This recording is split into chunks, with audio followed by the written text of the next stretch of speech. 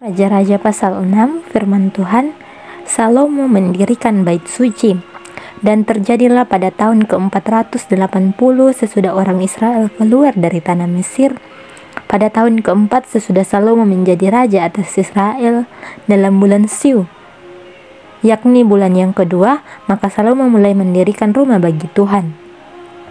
Rumah yang didirikan Raja Salomo bagi Tuhan 60 hasta panjangnya dan 20 hasta lebarnya dan 30 hasta tingginya. Balai di sebelah depan ruang besar rumah itu 20 hasta panjangnya menurut lebar rumah itu, dan 10 hasta lebarnya ke sebelah depan rumah itu. Dibuatnya juga pada rumah itu jendela-jendela yang rapat bidainya. Pada dinding rumah itu sekelilingnya didirikannya kamar tambahan sekeliling rumah besar dan ruang belakang, dan seluruhnya dibuatnya bertingkat-tingkat. Tingkat bawah 5 hasta lebarnya, yang tengah 6 hasta, dan yang ketiga 7 hasta. Sebab telah dibuatnya ceruk-ceruk pada rumah itu sekeliling sebelah luar, sehingga dinding rumah itu tidak usah dilubangi. Pada waktu rumah itu didirikan, dipakailah batu-batu yang telah disiapkan dari penggalian, sehingga tidak kedengaran palu atau kapak atau suatu perkakas besi pun selama pembangunan rumah itu. Pintu tingkat bawah ada pada lambung kanan rumah itu, dan orang naik dengan tangga-tangga pilin ke tingkat tengah, dan dari tingkat tengah ke tingkat yang ketiga.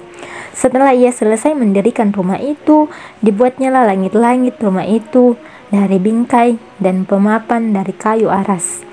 Dan setelah ia mendirikan kamar tambahan itu pada hari itu, pada rumah itu sekeliling, yakni setiap tingkat 5 hasta tingginya, maka rumah itu ditutupinya dengan kayu aras.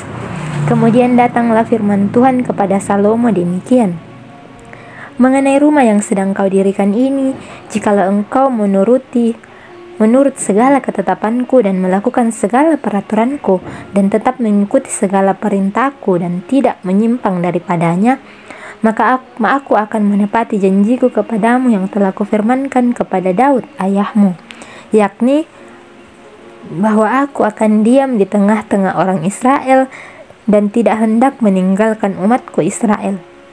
Setelah Salomo mendirikan rumah itu, ia melapisi dinding rumah itu dari dalam dengan papan kayu aras, dari lantai sampai ke balok langit-langit dilapisinya dengan kayu aras. Tetapi lantai rumah itu dilapisinya dengan papan kayu sanobar. Kemudian disekatnyalah 20 hasta bagian belakang rumah itu dengan papan kayu aras dari lantai sampai ke balok-balok. Lalu dibuatnyalah ruang itu menjadi ruang belakang, menjadi tempat maha kudus. Dan 40 hasta panjangnya ruang yang di depan ruang belakang itu, yakni ruang besar. Kayu aras sebelah dalam rumah itu berukirkan buah labu dan bunga mengembang. Semuanya ditutupi kayu aras, tidak ada batu kelihatan. Demikianlah dilengkapinya ruang belakang di dalam rumah itu, di sebelah dalam sekali, supaya di sana ditaruh tabut perjanjian Tuhan.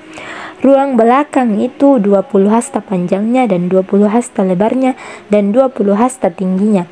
Ia melapisinya dengan emas kertas, lalu ia membuat mezbah dari kayu aras di depannya. Sesudah Salomo melapisi rumah itu dari dalam dengan emas kertas, direntangkannyalah tabir pada rantai-rantai emas yang di depan ruang belakang itu. Lalu ruang itu dilapisinya dengan emas. Seluruh rumah itu dilapisinya dengan emas. Ya, rumah itu seluruhnya. Juga seluruh mezbah yang di depan ruang belakang itu dilapisinya dengan emas. Selanjutnya di dalam ruang belakang itu dibuatnya 2 kerub dari kayu minyak, masing-masing 10 hasta tingginya. Sayap yang satu dari kerub itu 5 hasta panjangnya, sayap yang lain juga 5 hasta, sehingga dari ujung sayap yang satu sampai ke ujung sayap yang lain 10 hasta panjangnya. Juga kerub yang kedua adalah 10 hasta panjangnya, dan kedua kerub itu sama ukuran dan sama potongan badannya. Tinggi kerub yang satu 10 hasta, dan demikian juga kerub yang kedua. Maka ditaruhnyalah kerup-kerup di tengah-tengah ruang yang di sebelah dalam sekali. Kerup-kerup itu mengembangkan sayapnya sehingga kerup yang satu menyentuh dinding dengan sayapnya dan kerup yang kedua menyentuh dinding yang lain.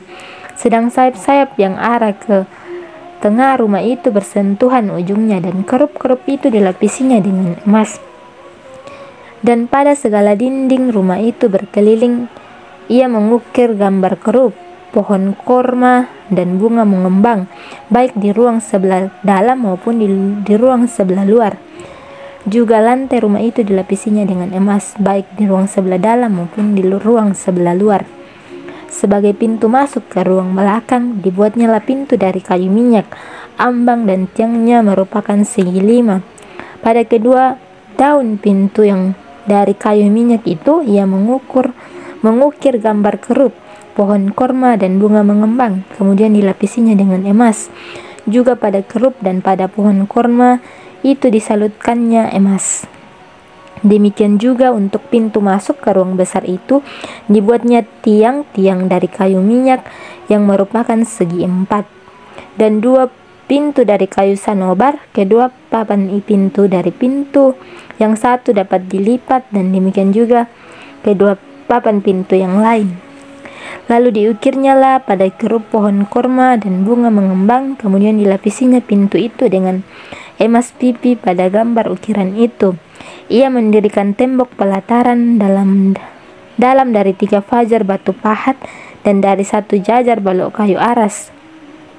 Dalam tahun yang keempat dalam bulan Siu, diletakkanlah dasar rumah Tuhan, dan dalam tahun yang ke-11 dalam bulan Bul, yaitu bulan ke-8, selesailah rumah itu dengan segala bagian-bagiannya dan sesuai dengan segala rancangannya. Jadi 7 tahun lamanya ia mendirikan rumah itu. Amin.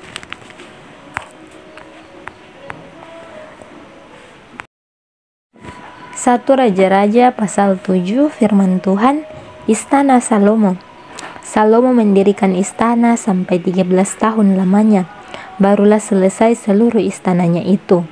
Ia mendirikan gedung hutan Libanon, 100 hasta panjangnya dan 50 hasta lebarnya, dan 30 hasta tingginya, disangga oleh 3 jajar tiang kayu aras dengan ganja kayu aras di atas tiang itu.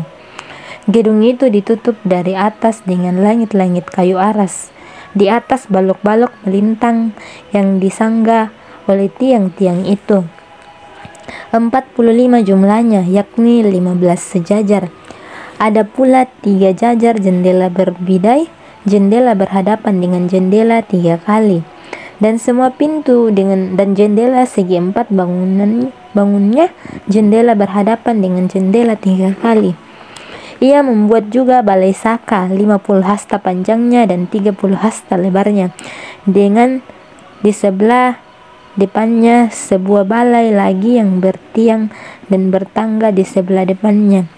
Dibuatnya juga balai singgasana, tempat ia memutuskan hukum, balai pengadilan yang ditutupi dengan kayu aras dari lantai sampai ke balok langit-langit.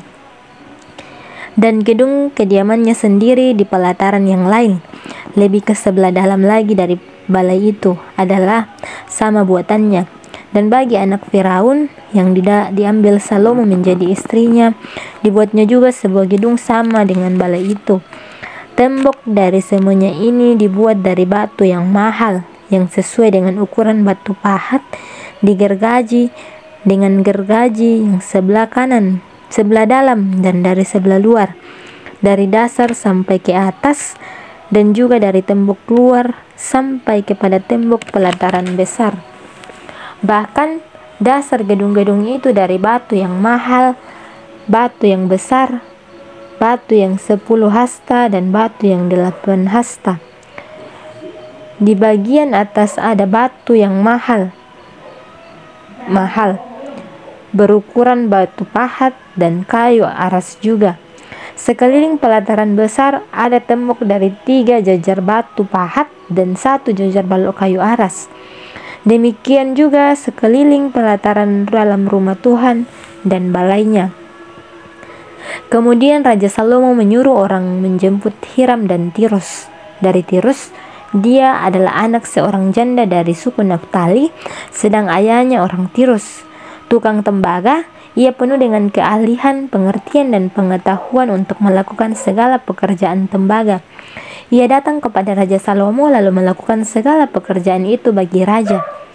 Ia membentuk 2 tiang tembaga, tinggi tiang yang satu 18 hasta dan dapat dililit oleh tali yang 12 hasta panjangnya.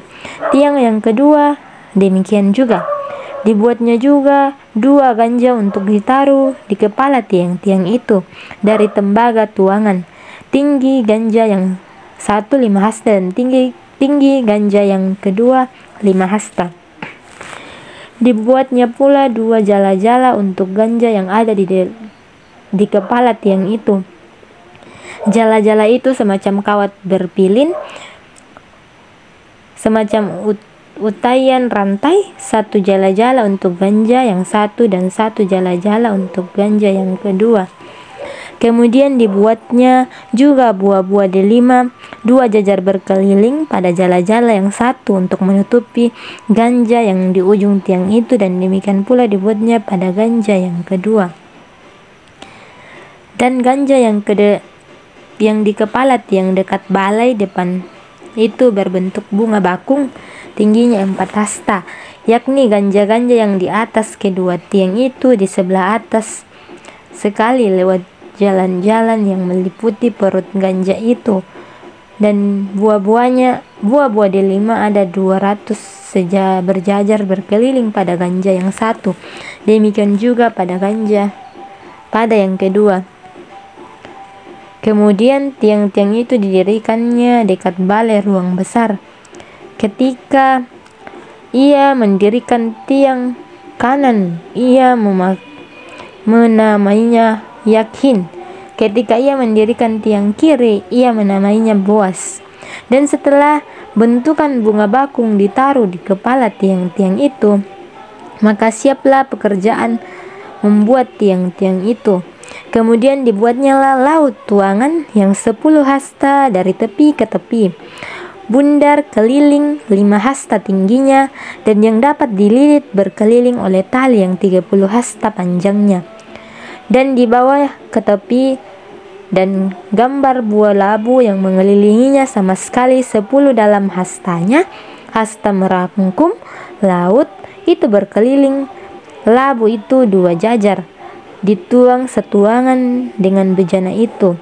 Laut itu menumpang di atas 12 lembu, 3 menghadap ke utara dan 3 menghadap ke barat, 3 menghadap ke selatan dan 3 menghadap ke timur. Laut itu menumpang di atasnya, sedang segala buntut lembu itu menuju ke dalam. Tebal laut itu setapak tangan dan tepinya serupa tepi piala. Seperti bunga bakung yang berkembang, laut itu dapat memuat 2000 bat air. Selanjutnya dibuatnya 10 karena penopang dari tembaga, 1 kereta 4 hasta panjangnya, 4 hasta lebarnya, dan 3 hasta tingginya. Beginilah bentuk kereta penopang itu. Ada papan penutupnya dan papan itu diapit oleh bingkai. Dan pada papan penutup yang diapit oleh bingkai itu ada singa, lembu, dan kerup. Dan demikian juga pada bingkai itu di sebelah atas dan sebelah bawah singa dan lembu itu ada karangan-karangan bunga yang tergantung. Pada satu kereta penopang ada 4 roda tembaga dan poros tembaga, dan pada keempat penjurunya ada sangga untuk menyangga bejana pembasuhan. Sangga-sangga itu dituang, dan di sebelah luar setiap sangga ada karangan bunga. Dan mulut kereta penopang itu ada di sebelah dalam sangga-sangga itu, menonjol ke atas 1 hasta. Mulutnya itu bundar, buatannya sebagai tumpuan, dan di dalamnya 1,5 hasta. Juga pada mulutnya itu ada ukiran, tetapi papan-papan penutupnya 4 persegi. jadi tidak bundar. Keempat roda itu ada di bawah papan penutup, dan tangan-tangan roda itu ada pada kereta penopang itu. Dan tinggi satu roda ialah 1,5 hasta. Dan buatan roda itu seperti buatan roda kereta, tetapi tangan-tangannya, lingkarnya, jari-jarinya, dan napnya semuanya tuangan. Keempat sangga pada keempat sudut setiap kereta penopang adalah seiras dengan kereta itu, dan sebelah atas kereta penopang itu ada leher bundar berkeliling 1,5 hasta tingginya di sebelah atas kereta itu. Ada pula topang-topang dan papan penutup yang seiras dengan dia. Maka pada mulut topang-topangnya itu dan pada papan-papan penutupnya diukirnyalah kerup singa dan pohon korma, masing-masing menurut tempat yang ada, dan karangan bunga sekeliling. Demikianlah dikerjakannya ke-10 kereta penopang itu. Tuangannya sama, ukurannya sama, dan potongannya sama semuanya. Lagi pula dibuatnya 10 bejana pembasuhan dari tembaga. Setiap bejana dapat membuat 40 bat air. Setiap bejana 4 hasta besarnya, dan ada 1 bejana di atas setiap kereta di ke-10 kereta penopang itu. 5 kereta penopang ditaruhnya pada sisi kanan rumah itu, dan 5 pada sisi kirinya. Tetapi laut itu ditaruhnya pada sisi kanan rumah itu, arah tenggara. Dan Hiram membuat juga kuali-kuali penyodok-penyodok dan bokor-bokor penyiraman. Demikianlah Hiram menyelesaikan segala pekerjaan yang harus dilakukannya bagi Raja Salomo di rumah Tuhan, yakni kedua tiang dengan kedua bulatan ganja yang di kepala tiang itu, dan kedua jala-jala yang menutup kedua bulatan ganja itu, ke-400 buah delima untuk kedua jala-jala itu, 2 jajar buah delima untuk 1 jala-jala, guna menutupi kedua bulatan ganja yang di atas tiang itu, ke-10 kereta penopang dan ke-10 bejana pembasuhan yang di atas kereta itu, laut yang satu itu, dan ke-12 lembu yang di bawah laut itu, kuali-kuali penyodok-penyodok dan bokor-bokor penyiraman, segala perlengkapan yang dibuat Hiram bagi Raja Salomo di rumah Tuhan itu adalah dari tembaga yang diiupan. Raja menuang semuanya itu di lembah Yordan di dalam tanah liat antara Sukot dan Sartan. Dan Salomo membiarkan segala perlengkapan itu dan ditimbang karena jumlahnya yang amat besar. Berat tembaga itu tidaklah terhitung. Salomo membuat juga segala perlengkapan yang ada di rumah Tuhan, yakni mezbah emas dan meja emas, tempat menaruh roti sajian, kandil-kandil dari emas murni, 5 di sebelah kanan dan 5 di sebelah kiri, di depan ruang belakang, kembang-kembangnya, lampu-lampunya, dan sepit-sepitnya dari emas, pasu-pasunya, pisau-pisaunya, bokor-bokor penyiramannya, cawan-cawannya, dan perbaraan-perbaraannya dari emas murni, engsel-engsel untuk pintu ruang dalam, yakni tempat maha kudus, dan engsel-engsel untuk pintu ruang besar bait suci dari emas. Maka genaplah segala pekerjaan yang dilakukan Salomo di rumah Tuhan itu. Kemudian Salomo memasukkan barang-barang yang kudus Daud ayahnya dan menaruh perak, emas, dan barang-barang itu dalam perbendaharaan rumah Tuhan. Amin. 1 Raja-Raja pasal 8. Firman Tuhan. Pentabisan bait suci. Tabut perjanjian dipindahkan dan kemudian Tuhan memenuhi bait suci. Pada waktu itu Raja Salomo menyuruh para tua-tua Israel dan semua kepala suku, yakni para pemimpin puak orang Israel, berkumpul di hadapannya di Yerusalem untuk mengangkut tabut perjanjian Tuhan dari kota Daud, yaitu Sion. Maka pada hari raya di bulan Etanim, yakni bulan ke-7, berkumpullah di hadapan Raja Salomo semua orang Israel. Setelah semua tua-tua Israel datang, maka imam-imam mengangkat tabut itu.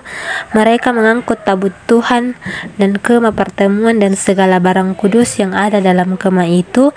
Semuanya itu diangkut oleh imam-imam dan orang-orang Lewi. Tetapi Raja Salomo dan segenap umat Israel yang sudah berkumpul di hadapannya berdiri bersama-sama dengan dia di depan tabut itu dan mempersembahkan kambing domba dan lembu sapi yang tidak terhitung dan tidak terbilang banyaknya. Kemudian imam-imam membawa tabut perjanjian Tuhan itu ke tempatnya di ruang belakang rumah itu, di tempat Maha Kudus, tepat di bawah sayap kerup-kerup, sebab kerup-kerup itu mengembangkan kedua sayapnya di atas tempat tabut itu, sehingga kerup-kerup itu menundungi tabut serta kayu-kayu pengusungnya dari atas. Kayu-kayu pengusung itu demikian panjangnya sehingga ujungnya kelihatan dari tempat kudus yang di depan ruang belakang itu, tetapi tidak kelihatan dari luar, dan disitulah tempatnya sampai hari ini. Di dalam tabut itu tidak ada apa-apa selain dari kedua loh batu yang diletakkan Musa ke dalamnya di Gunung Horeb, yakni loh batu dituliskan perjanjian yang diadakan Tuhan dengan orang Israel pada waktu perjalanan mereka keluar dari tanah Mesir. Ketika imam-imam keluar dari tempat kudus, datanglah awan memenuhi rumah Tuhan, sehingga imam-imam tidak tahan berdiri untuk menyelenggarakan kebaktian oleh karena awan itu. Sebab kemuliaan Tuhan memenuhi rumah Tuhan. Pada waktu itu berkatalah Salomo, Tuhan telah menetapkan matahari di langit, tetapi ia memutuskan untuk diam di dalam kekelaman. Sekarang aku telah mendirikan rumah kediaman bagimu, tempat engkau menetap selama-lamanya. Kemudian berpalinglah raja lalu memberkati seluruh jemaah Israel. Sedang segenap jemaah Israel berdiri, ia berkata, terpujilah Tuhan Allah Israel yang telah menyelesaikan dengan tangannya apa yang difirmankannya dengan mulutnya kepada Daud ayahku demikian. Sejak aku membawa umatku Israel keluar dari Mesir, tidak ada kota yang kupilih di antara segala suku Israel untuk mendirikan rumah di sana sebagai tempat kediaman namaku. Tetapi aku telah memilih Daud untuk berkuasa atas umatku Israel. Lalu raja melanjutkan, ketika Daud ayahku bermaksud mendirikan rumah untuk nama Tuhan Allah Israel, berfirmanlah Tuhan kepadanya, engkau bermaksud mendirikan rumah untuk namaku dan maksudmu itu memanglah baik, hanya bukanlah engkau yang akan mendirikan rumah itu, melainkan anak kandungmu yang akan lahir kelak. Dialah yang akan mendirikan rumah itu untuk namaku. Jadi Tuhan telah menepati janji yang telah diucapkannya. Aku telah bangkit menggantikan Daud ayahku dan telah duduk di atas tahta kerajaan Israel. Seperti yang difirmankan Tuhan, aku telah mendirikan rumah ini untuk nama Tuhan Allah Israel dan telah menyediakan di sana tempat untuk tabut yang memuat perjanjian yang telah diadakan Tuhan dengan nenek moyang ketika mereka dibawanya keluar dari tanah Mesir. Berdirilah Salomo di depan mezbah Tuhan di hadapan segenap jemaah Israel. Ditadahkannya tangannya ke langit, lalu berkata, ya Tuhan Allah Israel, tidak ada Allah seperti Engkau di langit di atas dan di bumi di bawah. Engkau yang memelihara perjanjian dan kasih setia kepada hamba-hambamu yang dengan segenap hatinya hidup di hadapanmu. Engkau yang tetap berpegang pada janjimu terhadap hambamu Daud ayahku, dan yang telah menggenapi dengan tanganmu apa yang kau firmankan dengan mulutmu, seperti yang terjadi pada hari ini. Maka sekarang, ya Tuhan Allah Israel, peliharalah apa yang kujanjikan kepada hambamu Daud ayahku dengan berkata, keturunanmu tak akan terputus di hadapanku dan tetap akan duduk di atas tahta kerajaan Israel. asal anak-anakmu tetap hidup di hadapanku sama seperti engkau hidup di hadapanku. Maka sekarang, ya Allah Israel, biarlah kiranya menjadi nyata keteguhan janji yang telah kau ucapkan kepada hambamu Daud ayahku. Tetapi benarkah Allah hendak diam di atas bumi? Sesungguhnya langit, bahkan langit yang mengatasi segala langit pun tidak dapat membuat engkau, terlebih lagi rumah yang kudirikan ini. Maka berpalinglah kepada doa dan permohonan hambamu ini. Ya Tuhan Allahku, dengarkanlah seruan dan doa yang hambamu panjatkan di hadapanmu pada hari ini. Kiranya umatmu terbuka terhadap rumah ini siang dan malam, terhadap tempat yang kau katakan, namaku akan tinggal di sana. Dengarkanlah doa yang hambamu panjatkan di tempat ini, dan dengarkanlah permohonan hambamu dan umatmu Israel yang mereka panjatkan di tempat ini, bahwa engkau juga yang mendengarkannya di tempat kediamanmu di surga, dan apabila engkau mendengarkannya, maka engkau akan mengampuni. Jika seseorang telah berdosa kepada temannya, lalu diwajibkan mengangkat sumpah dengan mengutuk dirinya, dan dia datang bersumpah ke depan mesbah di dalam rumah ini, maka engkau pun kiranya mendengarkannya di surga dan bertindak serta mengadili hamba-hambamu, yakni menyatakan bersalah orang yang bersalah dengan menanggungkan perbuatannya kepada orang itu sendiri, tetapi menyatakan benar orang yang benar dengan memberi pembalasan kepadanya yang sesuai dengan kebenarannya. Apabila umatmu Israel terpukul kalah oleh musuhnya karena mereka berdosa kepadamu, kemudian mereka berbalik kepadamu dan mengakui namamu, dan mereka berdoa dan memohon kepadamu di rumah ini, maka engkau pun kiranya mendengarkannya di surga dan mengampuni dosa umatmu Israel dan mengembalikan mereka ke tanah yang telah kau berikan kepada nenek moyang mereka. Apabila langit tertutup sehingga tidak ada hujan sebab mereka berdosa kepadamu, lalu mereka berdoa di tempat ini dan mengakui namamu, dan mereka berbalik dari dosanya sebab engkau telah menindas mereka, maka engkau pun kiranya mendengarkannya di surga dan mengampuni dosa hamba-hambamu umat Israel, karena engkaulah yang menunjukkan kepada mereka jalan yang baik yang harus mereka ikuti, dan engkau kiranya memberikan hujan kepada tanahmu yang telah kau berikan kepada umatmu menjadi milik pusaka. Apabila di negeri ini ada kelaparan, apabila ada penyakit sampar, hama dan penyakit gandum, belalang atau belalang peladhap, apabila musuh menyesakkan mereka di salah satu kota mereka, apabila ada tula atau penyakit apapun, lalu seseorang atau segenap umatmu Israel ini memanjatkan doa dan permohonan di rumah ini dengan menadahkan tangannya, karena mereka masing-masing mengenal apa yang merisaukan hatinya sendiri, maka engkau pun kiranya mendengarkannya di surga tempat kediamanmu yang tetap, dan engkau kiranya mengampuni, bertindak dan membalaskan kepada setiap orang yang sesuai dengan kelakuannya, karena engkau mengenal hatinya, sebab engkau sajalah yang mengenal hati semua anak manusia, supaya mereka takut akan engkau selama mereka hidup di atas tanah yang telah kau berikan kepada nenek moyang kami.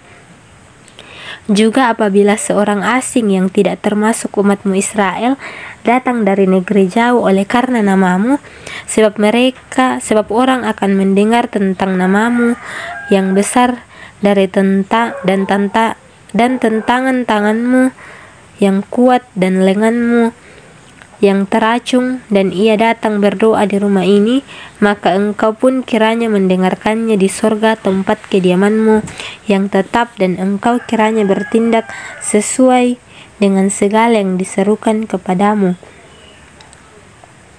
oleh orang asing itu, supaya segala bangsa di bumi mengenal namamu, sehingga mereka takut akan engkau sama seperti umatmu Israel, dan sehingga mereka tahu bahwa namamu telah diserukan atas rumah yang telah kudirikan ini.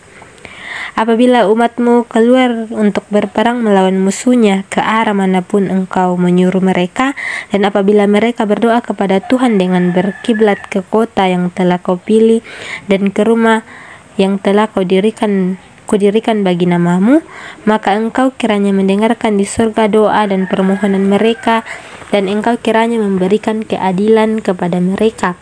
Apabila mereka berdoa kepadamu karena tidak ada manusia yang tidak berdosa, dan engkau murka kepada mereka dan menyerahkan mereka kepada musuh sehingga mereka diangkut tertawan ke negeri musuh yang jauh atau yang dekat, dan apabila mereka sadar kembali dalam hatinya di negeri tempat mereka tertawan, dan mereka berbalik dan memohon kepadamu di negeri orang-orang yang mengangkut mereka tertawan dan berkata, kami telah berdosa, bersalah dan berbuat fasik. Apabila mereka berbalik kepadamu dengan segenap hatinya dan dengan segenap jiwanya di negeri musuh yang mengangkut mereka tertawan, dan apabila mereka berdoa kepadamu dengan berkiblat ke negeri mereka yang telah kau berikan kepada nenek moyang mereka, ke kota yang telah kau pilih dan ke rumah yang telah kudirikan bagi namaku, maka engkau kiranya mendengarkan di surga tempat kediamanmu yang tetap kepada doa dan permohonan mereka, dan engkau kiranya memberikan keadilan kepada mereka. Engkau kiranya mengampuni umatmu yang telah berdosa kepadamu,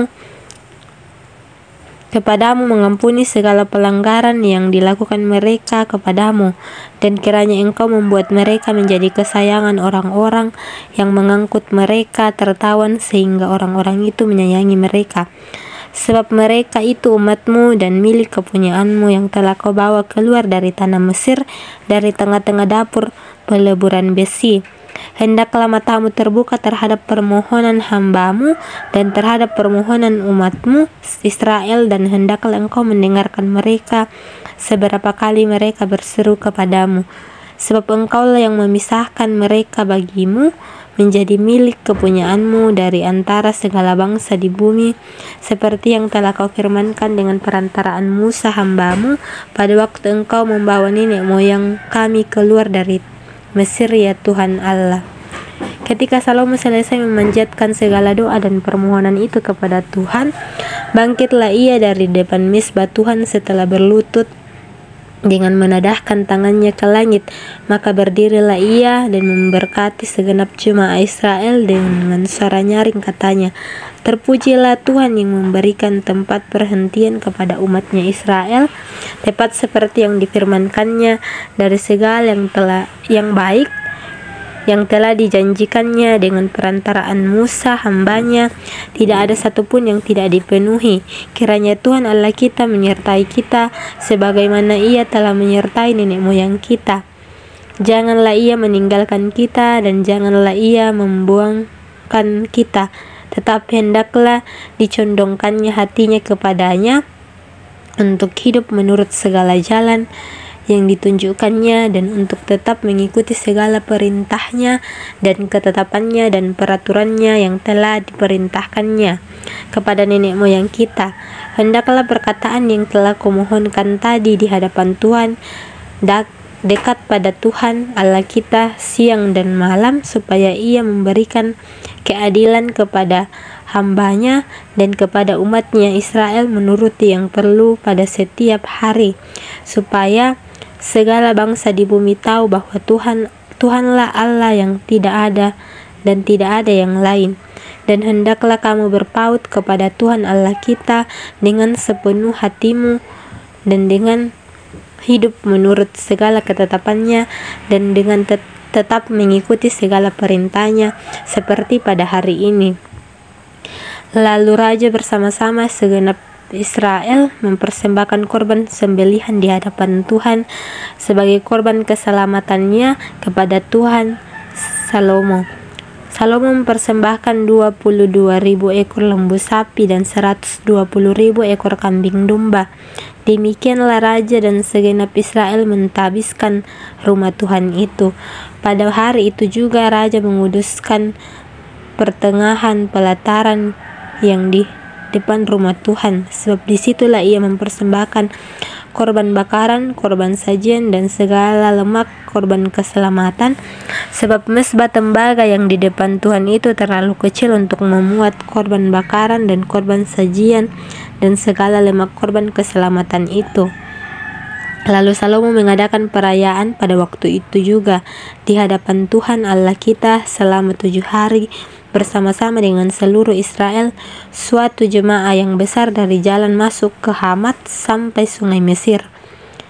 Pada hari yang ke-8 disuruhnya bangsa itu pergi, maka mereka memohon berkat untuk raja, lalu pulang ke kemah mereka sambil bersuka cita dan bergembira atas segala kebaikan yang telah dilakukan Tuhan kepada Daud hambanya dan kepada orang Israel umatnya.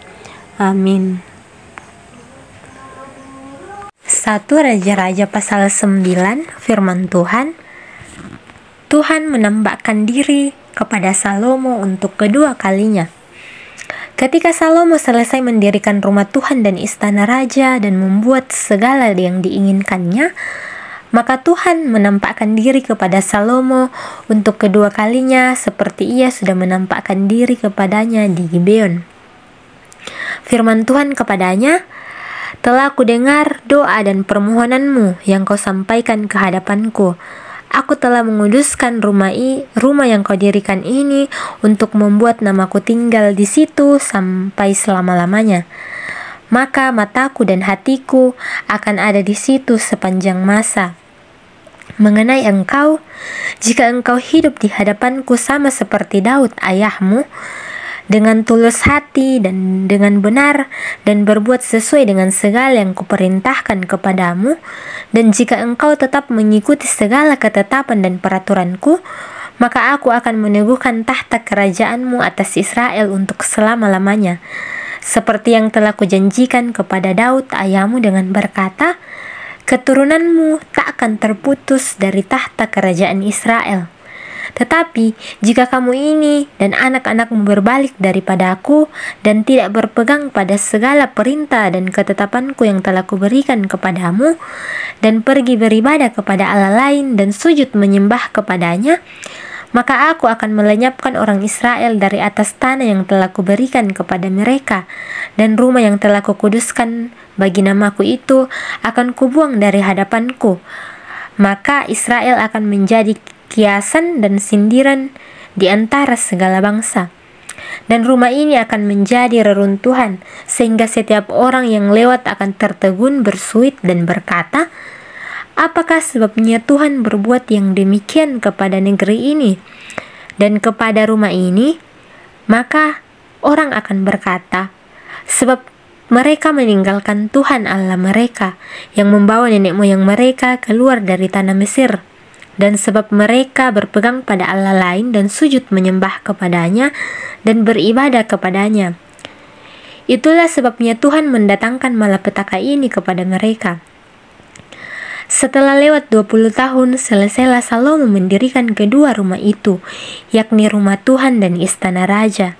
Oleh karena Hiram, Raja Tirus telah membantu Salomo dengan kayu aras, kayu sanobar, dan emas sebanyak yang dikehendakinya. Maka pada waktu itu Raja Salomo memberikan kepada Hiram 20 kota di negeri Galilea.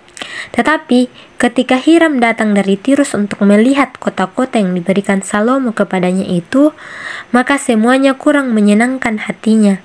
Sebab itu ia berkata, macam apakah kota yang telah kau berikan kepadaku ini, hai saudaraku? Maka orang menyebutnya Tanah Kabul sampai hari ini. Adapun Hiram telah mengirim kepada raja 120 talenta emas. Beginilah hal orang-orang Rodi yang telah dikerahkan oleh Raja Salomo. Mereka dikerahkan untuk mendirikan rumah Tuhan dan istana raja dan Milo dan tembok Yerusalem, dan juga untuk memperkuat Hasor, Megido, dan Geser. Sebab Firaun Raja Mesir telah maju berperang dan merebut Geser, lalu membakarnya dan membunuh orang-orang Kanaan yang diam di kota itu. Kemudian diberikannya kota itu sebagai hadiah kawin kepada anaknya istri Salomo. Maka Salomo memperkuat Geser, lagi pula ada orang Rodi yang dikerahkan di Bet-horon, Hilir, di Baalat, di Tamar, di padang gurun yang ada di negeri Yehuda, dan di segala kota perbekalan kepunyaan Salomo, di kota-kota tempat kereta, di kota-kota tempat orang berkuda, dan di mana saja Salomo menginginkan mendirikan sesuatu di Yerusalem atau di Gunung Libanon atau di segenap negeri kekuasaannya. Semua orang yang masih tinggal dari orang Amori, orang Het, orang Feris, orang Hewi, dan orang Yebus yang tidak termasuk orang Israel, yakni mereka yang masih tinggal di negeri itu dari keturunan bangsa-bangsa itu dan yang tidak dapat ditumpas oleh orang Israel, mereka yang dikerahkan Salomo untuk menjadi budak Rodi. Demikianlah mereka sampai hari ini.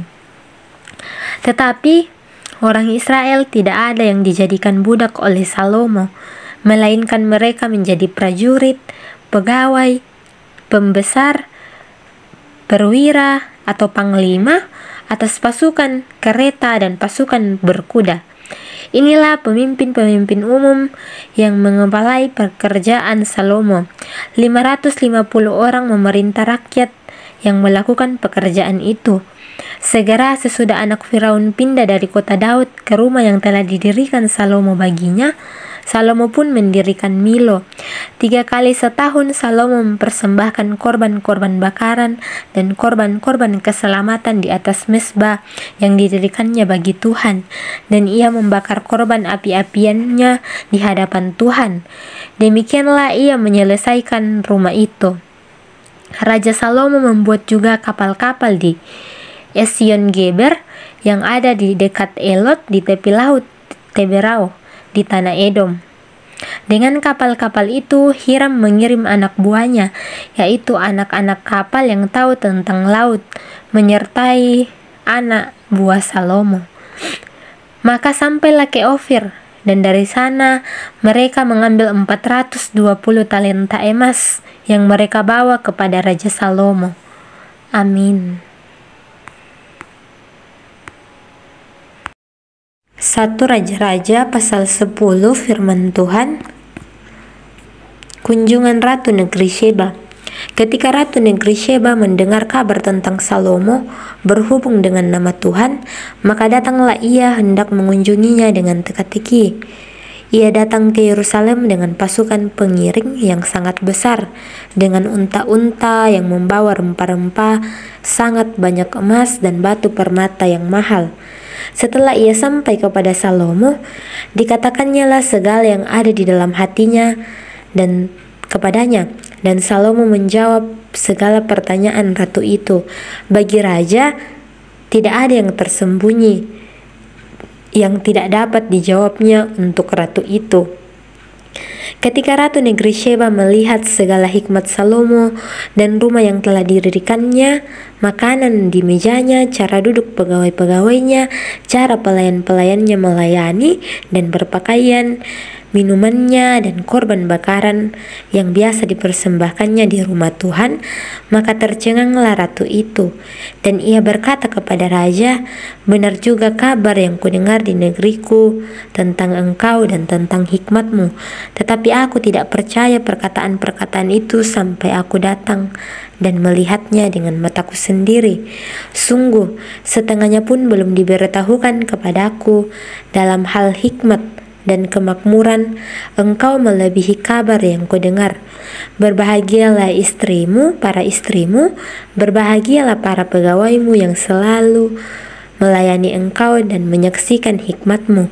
Terpujilah Tuhan Allahmu yang telah berkenan kepadamu sedemikian, hingga ia mendudukkan engkau di atas tahta kerajaan Israel, karena Tuhan mengasihi orang Israel untuk selama-lamanya." Maka ia telah mengangkat engkau menjadi raja untuk melakukan keadilan dan kebenaran. Lalu diberikannya lah kepada raja 120 talenta emas dan sangat banyak rempah-rempah dan batu permata yang mahal-mahal. Tidak pernah datang lagi begitu banyak rempah-rempah seperti yang diberikan ratu negeri Sheba kepada Raja Salomo itu. Lagi pula kapal-kapal Hiram yang mengangkut emas dari Ofir membawa dari Ofir sangat banyak kayu cendana dan batu permata yang mahal-mahal. Raja mengerjakan kayu cendana itu menjadi langkan untuk rumah Tuhan dan untuk istana raja, dan juga menjadi kecapi dan gambus untuk para penyanyi. Kayu cendana seperti itu tidak datang dan tidak kelihatan lagi sampai hari ini. Raja Salomo memberikan kepada Ratu negeri Sheba segala yang dikehendakinya dan yang dimintanya, selain apa yang telah diberikannya kepadanya, sebagaimana layak bagi Raja Salomo. Lalu ratu itu berangkat pulang ke negerinya bersama-sama dengan pegawai-pegawainya. Adapun emas yang dibawa kepada Salomo dalam 1 tahun, ia telah seberat 666 talenta, belum terhitung yang didapat dari saudagar-saudagar dan dari pedagang-pedagang dan dari semua raja Arab dan bupati-bupati di negeri itu. Raja Salomo membuat 200 perisai besar dan emas tempaan, 600 shikal emas dipakainya untuk setiap perisai besar. Ia membuat juga 300 perisai kecil dari emas tempaan, 3 mina emas dipakainya untuk setiap perisai kecil. Lalu raja menaruh semuanya itu di dalam gedung hutan Libanon. Juga raja membuat tahta besar dari gading dengan disalutnya dengan emas tua. Tahta itu 6 tingkatnya. Pada tahta itu ada di sebelah belakang sebuah kepala bundar, dan pada kedua sisi tempat duduk ada kelek-kelek. Di samping kelek-kelek itu ada berdiri 2 singa, sedang 12 singa berdiri di atas ke-6 tingkat itu dan sebelah menyebelah. Belum pernah diperbuat yang demikian bagi sesuatu kerajaan. Segala perkakas minuman Raja Salomo dari emas, dan segala barang di gedung hutan Libanon itu dari emas murni. Tidak ada barang perak, sebab orang menganggap perak tidak berharga pada zaman Salomo. Sebab di laut raja mempunyai kapal-kapal Tarsis bergabung dengan kapal-kapal Hiram, dan sekali 3 tahun kapal-kapal Tarsis itu datang membawa emas dan perak serta gading, juga kera dan burung merak. Raja Salomo melebihi semua raja di bumi dalam hal kekayaan dan hikmat. Seluruh bumi berikhtiar menghadap Salomo untuk menyaksikan hikmat yang telah ditaruh Allah di dalam hatinya. Mereka datang masing-masing membawa persembahannya, yakni barang-barang perak dan barang-barang emas, pakaian, senjata, rempah-rempah, kuda dan bagal. Dan begitulah tahun demi tahun. Salomo mengumpulkan juga kereta dan orang berkuda, sehingga ia mempunyai 1.400 kereta dan 20.000 orang berkuda, 12.000 orang berkuda, yang semuanya ditempatkan dalam kota-kota kereta dan dekat raja di Yerusalem. Raja membuat banyaknya perak di Yerusalem sama seperti batu, dan banyaknya pohon kayu aras sama seperti pohon ara yang tumbuh di daerah bukit. Kuda untuk Salomo didatangkan dari Misraim dan dari Kewe. Saudagar-saudagar raja membelinya dari Kewe dengan harga pasar. Sebuah kereta yang didatangkan dari Misraim berharga sampai 600 shikal perak, dan seekor kuda sampai 150 shikal. Dan begitu juga melalui mereka dikeluarkan semuanya itu kepada semua raja orang Het dan kepada raja-raja Aram. Amin.